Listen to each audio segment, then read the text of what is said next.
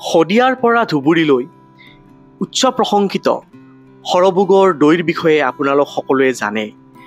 সৰভোগৰ দৈ আৰু ক্ৰীমৰ কেইবাখনো বিপণী 100 বা ততোধিক বছৰ ধৰি সৰভোগতে ব্যৱসায় চলাই আহিছে। সৰভোগৰ দাঁতিকাষৰীয়া অঞ্চলৰ বাথানসমূহৰ পৰা ম'হৰ গাখীৰ আনি দৈ আৰু ক্ৰীম প্ৰস্তুত কৰা হয় আৰু সেই দৈ ক্ৰীমৰ সোৱাদ অতুলনীয়।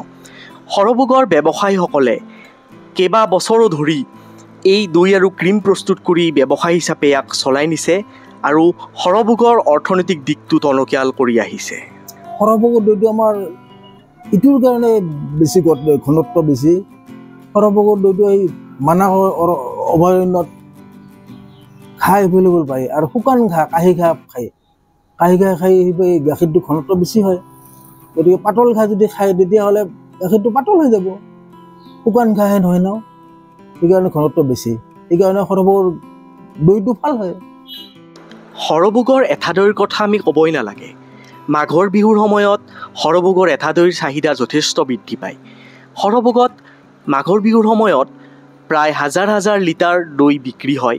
ধুবুৰীৰ পৰা শদিয়ালৈ বিক্ৰী হোৱা এই দৈসমূহৰ মানদণ্ড যথেষ্ট উন্নত আৰু ব্যৱসায়িক দৃষ্টিত ই যথেষ্ট লাভজনকো। এইটো আমাৰ ষ্ট'ৰ ৰুম।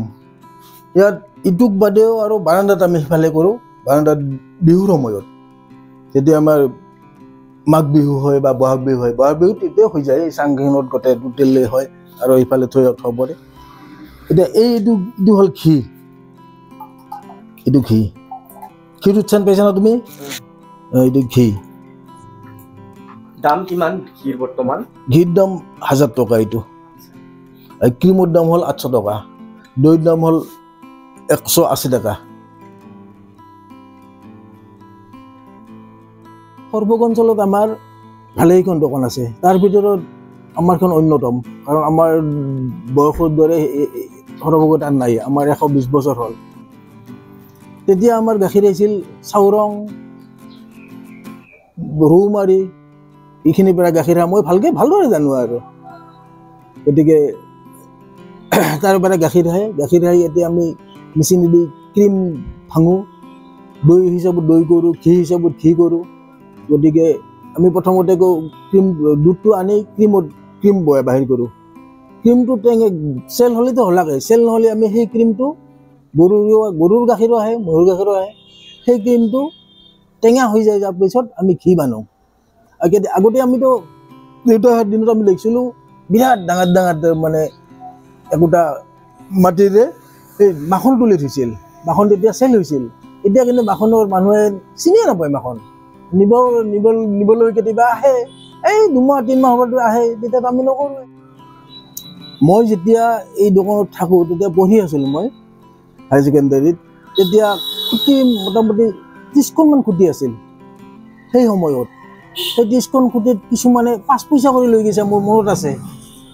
চিম্বল হিচাপত তেওঁলোকে এখন লিখি দিয়ে গাখীৰ কিমান আহিছে। সেই হিচাপত মই কেতিয়াবা ময়ো চৰকাৰ নহ'লে ময়ো কেতিয়াবা লিখিব লগা হয়। তেতিয়া মই 5 পইচাটো লিখি দি দিওঁ। গাখীৰ ধৰি লওক আহিছে 40 কেজি আহিছে বা 20 কেজি আহিছে, গাখীৰৰ সংখ্যাটো লিখি দিছোঁ। আৰু আমাৰ পৰা যে যাব লাগে কিবা এটা, আমি যে পাইছোঁ প্ৰমাণ হিচাপত, সিহঁতে 5 পইচা এটা লৈ গৈছিল। সেই 5 পইচা তেওঁলোকে প্ৰত্যেক দিন আমি দি দিছিলোঁ।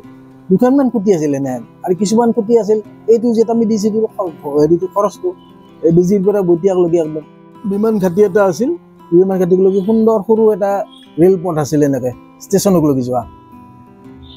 শুনছোঁহে মই, আমিতো দেখা নাই এইগিলাখান। তাৰপিছত সেই অৱস্থাতে আমাৰ এই দোকানখন আছিল। এতিয়া লুংলুঙে বাট আছিল এটা সৰু, আৰু তেতিয়া এনে এটা সৰু ৰাস্তা এটা আছিল ৰেল লাইনৰ কাষে কাষে। বিহুৰ সময়ত আমাৰতো মোটামুটি 400-500 কুইণ্টলমান আমি বিক্ৰী কৰিব লগা হয় গাখীৰ। গতিকে সেই গাখীৰখিনি আমি ধৰি লওক আমাৰ বুকিং কৰা মানুহেও পায়, বুকিং নকৰা মানুহে কমেই পায়। গতিকে বাহিৰৰ পৰা মানুহগিলাখন আহে, শদিয়াৰ পৰা ধুবুৰীলৈকে মানুহ আহে গাখীৰ।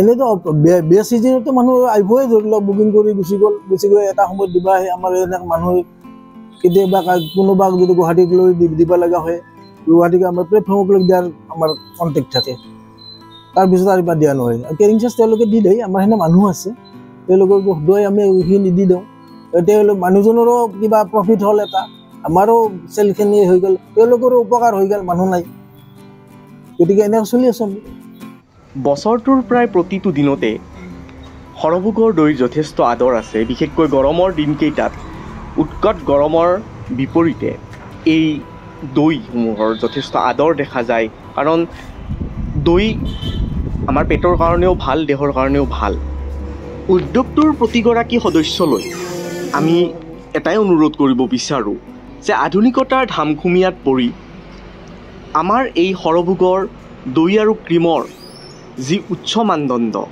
সেই মানদণ্ড যাতে কমি নাযায় আৰু সৰভোগৰ নাম যাতে সকলোৱে অতি আদৰেৰে লয় আৰু আমাৰ এই দৈটোক সকলোৱে যাতে সদায় আদৰি লয় তাৰে আমি আশা ৰাখিছোঁ আমাৰ ইয়াতে আচলতে গাখীৰটো ভাল হয় কিয় ঘাঁহৰ কাৰণে ঘাঁহটোৰ কাৰণে আমাৰ ইয়াতে অলপ ক্ৰীমৰ হেৰিটো বেছি পৰে ক্ৰীম ভাল হয় আৰু ক্ৰীমৰ আটাটো হয় সেইকাৰণে গাখীৰৰ আমাৰ ইয়াতে খুব নামটো হয় আৰু ভালো পায় মানুহে এইটো আচলতে আমাৰ ইয়াতে গাখীৰটো পালি আজিকালি কাৰবাৰগিলা অলপ বেলেগ ধৰণৰ হৈ আহিছেতো নানানটা কেমিকেল হৈ আহিছে কিন্তু আমাৰ দোকানগিলাত কেমিকেল ব্যৱহাৰ আমি নকৰোঁ আগত আমাৰ বহু বাথন আছিল তাৰমানে বহু বাথন ইয়াতে খৰালি মাহ আমি গোবিন্দপুৰ ৰিজাৰ্ভত ৰাখিছিলোঁ তাৰে পাছত ৮৩ গণ্ডগোলত আৰু তাতে জাগা নহয় আমাৰ ইয়াতে ৰখা গ'ল বহু বাথন আমাৰ কিছু বিক্ৰী হৈ গ'ল কিছুমান ধৰক নষ্ট হৈ গ'ল ক্ষতি হ'ল সেই ৮৩ আন্দোলনত এনেকৈ বাথন অলপ কমি গৈছে আমাৰ তথাপিতো আমাৰ চলি আছে ভিতৰত মূল গৰু আছে খাদ্যতে পাছত বা কি হয় আমাৰ মাঘ বিহুটো খুব ডাঙৰ হয় মাঘ বিহুত বহুত বাহিৰৰ গ্ৰাহকে বস্তুটো লৈ যায় আমাৰ মাঘ বিহুত আমি বহুত জগল কৰোঁ আমি ২-৩ লিটাৰ মাঘ বিহুত হেৰি কৰোঁ বহাগ বিহুত অলপ কম হয় গৰম ছিজন হয়তো আমাৰ বাহিৰৰ গ্ৰাহকে বেছি হয় মাঘ বিহুত আমি ইয়াৰ পৰা অল অসমখনকে কাভাৰ কৰোঁ গ্ৰাহকে এই বিজি পেচেণ্টত নে কিছুমানে ধৰক এই বাছতো যায় নিজা গাড়ী লৈ আহে আজিকালিতো নিজা গাড়ীতো আগত নিজা গাড়ী নাছিল আজিকালি চব নিজা গাড়ীতে আহে আমাৰ বিহুৰ সময়ত খুব মানুহ হেৰি হয় কাৰবাৰখন ডাঙৰেই হয় আমাৰ এই দৈ বাহিৰত খুব যায় আৰু বাহিৰত যায় মানে আমাৰ ইয়াতে একেবাৰে নেই কিন্তু যিগিলা বাহিৰত দোকান হৈছে গুৱাহাটী যি বেচে মাঘ বিহুত কিবা আমাৰ সৰভোগৰ দৈ নাযায় তাতে সেইটো চব টাউন ইয়াতে বাহিৰৰ পৰা ছাপ্লাই কৰে লাগে আমাৰ সৰভোগৰ দৈ বাহিৰত যাব নোৱাৰে কাৰণ গ্ৰাহকক আমি কাভাৰ কৰিবই নোৱাৰোঁ আমাৰ ৬-৭জন মানুহে আমি গ্ৰাহকক ৰাখবা নোৱাৰা হওঁ সেই সময়ত আৰু মালো আমাৰ নাটনি হৈ আহে যিখিনি আমি ষ্টক কৰোঁ আমাৰ ইয়াতে চেছ হৈ যায় কিন্তু বাহিৰত আমি ছাপ্লাই আমাৰ পৰা নাযায়ও আৰু লাহে বাহিৰৰ বেপাৰীগিলাখানে লাহে এনেই হেৰি কৰে সৰভোগৰ নামটো বেচা কিনা কৰে বাহিৰত আমাৰ গাখীৰ সৰভোগৰ গাখীৰ গুৱাহাটী যোৱাটো বিক্ৰী নহয় এইটো তাৰে মানুহগিলা বেপাৰীগিলাখানে কিবা কৰি ক'ৰবাৰ পৰা নি আমাৰ সৰভোগৰহে এইটো দুৰ্নাম কৰে সৰভোগৰ নাম লৈ বেচেগৈ সৰভোগৰ গাখীৰ সেই চব নহয় আপোনালোক খালিও গম পাব সেই গাখীৰত কোনো একো নাই আৰু সেই হেৰি আঠাও নাই তাতে চব বাহিৰৰ এইটো বেপাৰীগিলাই আজিকালি সেইটো কৰে